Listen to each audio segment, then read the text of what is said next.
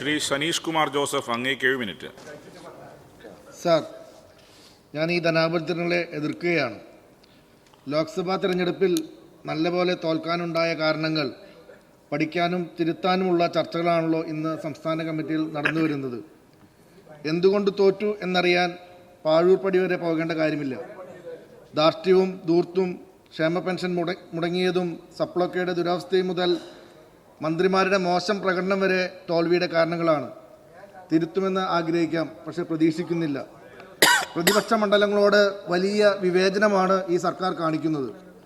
മന്ത്രിമാർക്കും ഭരണപക്ഷത്തുള്ളവർക്കും 10-20 കോടി രൂപയുടെ ഭരണാനുമതി അനുവദിക്കുമ്പോൾ പ്രതിപക്ഷത്തെ 5 കോടിയിൽ ഒതുക്കി അവഗണിക്കുകയാണ് സാർ. ഞങ്ങളൊന്നും ഓടുപൊളിച്ച് വന്നവരല്ല സാർ. കേരളത്തിൽ മികച്ച PR വർക്ക് നടക്കുന്ന വകുപ്പുകളാണ് പൊതുമരാമത്ത് വകുപ്പും ടൂറിസം വകുപ്പും. തള്ളോട് തള്ളാണ്, തള്ളു മാത്രമേ ഉള്ളൂ സാർ. വിനോദസഞ്ചാര മേഖലയുടെ വളർച്ചയ്ക്ക് എന്ത് സംഭാവനയാണ് ഇക്കാലയളവിൽ ചെയ്യാൻ സാധിച്ചിട്ടുള്ളത്? ടൂറിസം പ്രോത്സാഹിപ്പിക്കുന്നതിനോ നിലവിലുള്ളവ പരിപോഷിപ്പിക്കുന്നതിനോ ആവശ്യമായ ഭൗതിക സാഹചര്യങ്ങൾ ഒരുക്കാൻ കഴിഞ്ഞിട്ടുണ്ടോ? ആകെ നടക്കുന്നത് പൊതുമരാമത്ത് റെസ്റ്റ് ഹൗസുകളിൽ ചാനലുകാരെ വിളിച്ചു വരുത്തി കുപ്പിവെറുക്കി പാവപ്പെട്ട കെയർടേക്കർമാരെ സസ്പെൻഡ് ചെയ്യുന്നതാണ്. പിന്നെ നടക്കുന്നത് കുടുംബസമേതമുള്ള മന്ത്രിയുടെ ഔദ്യോഗിക സ്വകാര്യ ഉല്ലാസയാത്രകളാണ്. എന്നാൽ കേരളത്തിലെത്തുന്ന സഞ്ചാരികൾ അടിസ്ഥാന സൗകര്യങ്ങളോ ശുചിമുറി സൗകര്യങ്ങളോ ഇല്ലാതെ കഷ്ടപ്പെടുകയാണ്. ടൈലുകൾ ഇളകിയ നടപ്പാതകളും തുരുമ്പിച്ച് നടുവൊടിഞ്ഞ വഴിവിളക്കുകളുമല്ലേ നമ്മുടെ ടൂറിസം കേന്ദ്രങ്ങളുടെ മുഖമുദ്ര. എവിടെയാണ് സാർ ഫലപ്രദമായ മാലിന്യ നിർമ്മാർജ്ജന സൗകര്യങ്ങളും ആധുനിക ശുചിമുറി സംവിധാനവും ഉള്ളത്? ഏറെ കൊട്ടിഘോഷിക്കപ്പെട്ട കാരവൻ പാർക്ക് ഭരണാനുമതിയിൽ ഒതുങ്ങി. ആദ്യത്തെ സർക്കാർ ഉടമസ്ഥയിലുള്ള പാർക്ക് ബേക്കലിലും മറ്റൊന്ന് പൊന്മുടിയിലും വരുമെന്ന് പറഞ്ഞിരുന്നു. ഇവയാണ് ഭരണാനുമതിയിൽ ഒതുങ്ങിപ്പോയത്. മലബാറിലെ ആദ്യ കാരവൻ കാസർഗോഡ് മന്ത്രി ഉദ്ഘാടനം ചെയ്തിരുന്നു. അതാകട്ടെ ഇപ്പോൾ പ്രവർത്തിക്കുന്നില്ല. അടിസ്ഥാനപരമായി ഡെസ്റ്റിനേഷനിൽ സൗകര്യങ്ങൾ ഏർപ്പെടുത്താതെ നടപ്പാക്കിയതുകൊണ്ട് മന്ത്രിയുടെ സ്വപ്ന പദ്ധതി ഇന്ന് കട്ടപ്പുറത്താണ് സാർ. ടൂറിസം മന്ത്രിയുടെ മണ്ഡലത്തിൽ കഴിഞ്ഞ സാമ്പത്തിക വർഷം കോടികളുടെ 12 ടൂറിസം പദ്ധതികൾക്കാണ് ഭരണാനുമതി കൊടുത്തത്. പുതിയ 53 പദ്ധതികൾക്ക് DPR തയ്യാറാക്കാൻ നിർദ്ദേശം നൽകിയിരിക്കുന്നു. എന്നാൽ പ്രതിപക്ഷ മണ്ഡലങ്ങളെ അവഗണിക്കുന്നു സാർ. ടൂറിസം മന്ത്രി ബേപ്പൂരിൻ്റെ മാത്രം മന്ത്രിയാണോ സാർ? ഒരു പഞ്ചായത്ത് ഒരു ഡെസ്റ്റിനേഷൻ പദ്ധതി നടപ്പാക്കുന്നതിനായി 2022-23 സാമ്പത്തിക വർഷത്തെ ബഡ്ജറ്റിൽ 132 കോടിയാണ് സർക്കാർ വകയിരുത്തിയത്. പഞ്ചായത്തുകളിലെ വിനോദസഞ്ചാര വികസനം ലക്ഷ്യമിട്ട് സർക്കാർ സഹായത്തോടെ നടപ്പാക്കുന്ന പദ്ധതിയോട് നിരവധി വിനോദസഞ്ചാര കേന്ദ്രങ്ങളുള്ള പഞ്ചായത്തുകൾ പോലും വിമുഖതയാണ്. ഓരോ തദ്ദേശ സ്വയംഭരണ സ്ഥാപനത്തിലും ഒരു ടൂറിസ്റ്റ് കേന്ദ്രം കണ്ടെത്തുമെന്ന സർക്കാരിൻ്റെ പ്രഖ്യാപനം എവിടെ എത്തി? 500 പുതിയ ടൂറിസം കേന്ദ്രങ്ങൾ കണ്ടെത്തുമെന്നായിരുന്നു പദ്ധതി വിഭാവനം ചെയ്തത്. തദ്ദേശ സ്വയംഭരണ സ്ഥാപനങ്ങളിൽ നിന്നും പദ്ധതി ആരംഭിച്ച ശേഷം 15 പ്രൊജക്റ്റുകൾ മാത്രമാണ് വന്നത്. കണ്ടെത്തിയതും ആവിയാണ് സാർ. അഡ്വഞ്ചർ ടൂറിസത്തിൻ്റെ ഭാഗമായി 7 ബീച്ചുകളിൽ ഫ്ലോട്ടിംഗ് ബ്രിഡ്ജും വാഗമണിൽ ഗ്ലാസ് ബ്രിഡ്ജും സ്ഥാപിച്ചു എന്ന് സർക്കാരിൻ്റെ പ്രോഗ്രസ് റിപ്പോർട്ടിൽ പറയുന്നുണ്ട്.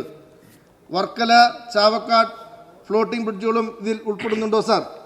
സംസ്ഥാനത്തെ ഫ്ലോട്ടിംഗ് പാലവുമായി ബന്ധപ്പെട്ട 2ാമത്തെ അപകടമാണ് വർക്കലയിൽ സംഭവിച്ചത്.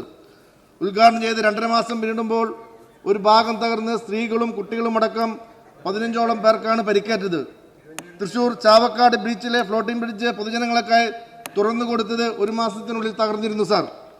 തീരദേശ പരിപാലന അതോറിറ്റിയുടെയോ ദുരന്ത നിവാരണ അതോറിറ്റിയുടെയോ അനുമതിയോ ശാസ്ത്രീയ പഠനമോ ഇല്ലാതെ ദ്രുതഗതി നടപ്പിലാക്കിയ സാഹസിക ടൂറിസമായിരുന്നു വർക്കലേത്.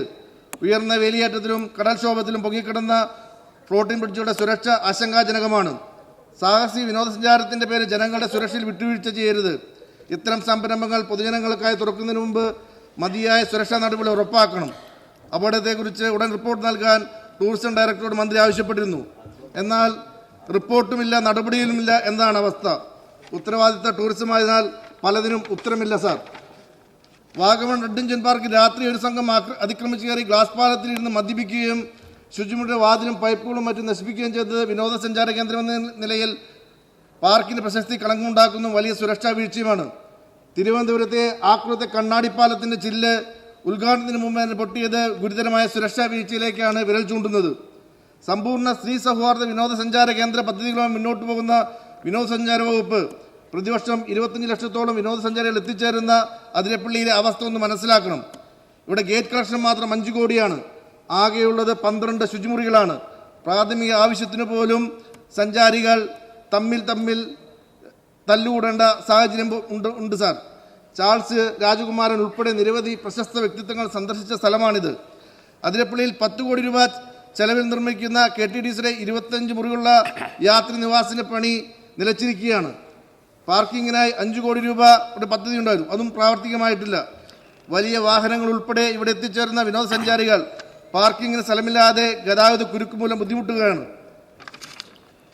വിനോദസഞ്ചാരികളെ ആകർഷിക്കാനെന്ന പേരിൽ ബാർ മുതലാളിമാരുടെ ആവശ്യങ്ങളായി ഡ്രൈ ഡേ പിൻവലിക്കുക, ബാറുകളുടെ പ്രവർത്തന സമയം വർദ്ധിപ്പിക്കുക തുടങ്ങിയ സൗജന്യങ്ങൾ ചെയ്തു കൊടുക്കാനുള്ള നീക്കമാണ് അണിയറയിൽ നടക്കുന്നത്.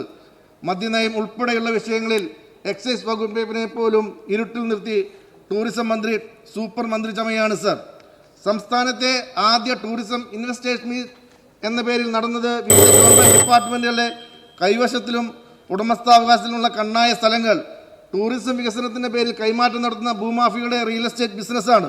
കോടിക്കണക്കിന് രൂപ വിലമതിക്കുന്ന ഏക്കർ കണക്കിന് ഭൂമി നടക്കാൻ പോലും വിദൂര സാധ്യത പോലുമില്ലാത്ത ടൂറിസം പ്രൊജക്ടുകൾക്ക് മന്ത്രിസഭയിലോ ജനപ്രതിനിധികളോ ചർച്ചകൾ പോലും നടത്താതെ 25 അതിനു മുകളിൽ വർഷത്തേക്ക് ചുളുവിലയ്ക്ക് പാട്ടത്തിന് നൽകിയാണ്. വിനോദസഞ്ചാരം ഉൾപ്പെടെയുള്ള മേഖലകളുടെ വികസനം ലക്ഷ്യമാക്കിയുള്ള ദീർഘകാല പദ്ധതികൾ ആവിഷ്കരിച്ച് നടപ്പിലാക്കാൻ ശുഷ്കാന്തി കാണിച്ചാൽ സംസ്ഥാനം ഇപ്പോൾ നേരിടുന്ന രൂക്ഷമായ തൊഴിലില്ലായ്മയ്ക്കും വികസന മുരടിപ്പിനും പരിഹാരമാകും. നിർഭാഗ്യവശാൽ അത്തരത്തിലുള്ള ആലോചനകളോ ആസൂത്രണമോ കാര്യമായി നടക്കുന്നില്ല. കേരളത്തിലെ പൊതുമരാമത്ത് റോഡുകളുടെ അവസ്ഥ ദയനീയമാണ് സാർ. പാതാളക്കുഴികളിൽ ആളുകൾ മരണപ്പെടുന്ന അവസ്ഥയാണ്. സാമ്പത്തിക പ്രതിസന്ധി മൂലം കരാറുകാർക്ക് 4600 കോടി രൂപയുടെ കുടിശ്ശികയുണ്ട്. ഇത് വികസന പ്രവർത്തനങ്ങളെ ദോഷകരമായി ബാധിച്ചിട്ടുണ്ട്. പ്രവൃത്തി ഏറ്റെടുക്കാൻ കരാറുകാർ വിമുഖത കാണിക്കുന്നു. അവർ ആത്മഹത്യയുടെ വക്കിലാണ്. പൊതുമരാമത്ത് വകുപ്പ് നിർജ്ജീവമാണ് സാർ. കേരളത്തിലെ സമയമില്ലല്ലോ, നേരത്തെ അവസാനിപ്പിക്കുകയാണ്. പ്രതിപക്ഷ അംഗങ്ങളോട് ബഹുമാനപ്പെട്ട മന്ത്രിക്ക് ധാർഷ്ട്യവും പുച്ഛവുമാണ്. പ്രത്യേക പ്രിവിലേജിൽ മന്ത്രി ആയതുകൊണ്ടാവും സാർ. സാരമില്ല, ജനങ്ങളാണ് പരമാധികാരികൾ എന്ന് വൈകാതെ ബോധ്യപ്പെട്ടോളൂ. ഈ ധനാർത്ഥികളെ എതിർക്കുന്നു സാർ.